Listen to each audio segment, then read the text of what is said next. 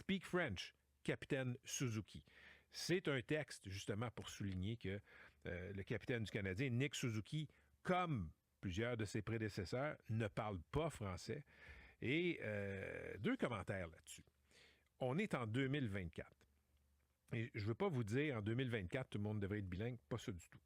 Mais l'époque a changé, le Québec a changé, et chaque fois que je vois des histoires comme ça, bien sûr, le fait que Mary Simon, la chef de l'État canadien, c'est son titre aussi, hein, Justin Trudeau est le chef du gouvernement, le fait qu'elle ne parle pas français, évidemment que ça m'écoeure, évidemment que ça m'irrite comme Québécois.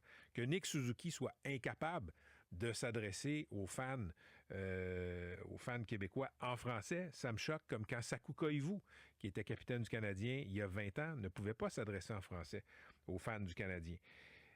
Sauf que l'époque a changé et je veux ramener ça à nous individuellement et collectivement, les Québécois. Dans les années 70-80, il fallait que le capitaine du Canadien puisse parler français et le capitaine du Canadien parlait français et de nombreux anglophones du Canadien parlaient français.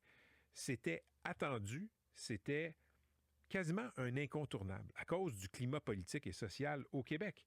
Aujourd'hui, collectivement, individuellement, je pense que la défense du français, la fierté du français, la fierté nationaliste, elle est moins là. Qu'est-ce que ça donne?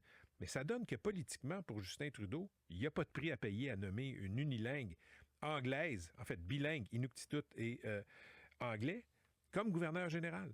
Pour le Canadien, le fait de ne pas obliger les joueurs à apprendre le français, à ne pas les pousser dans cette direction, même le capitaine, il n'y a pas de prix économique à payer. Donc, je veux bien qu'on blâme les institutions, il faut le faire, mais il faut aussi se regarder dans le miroir.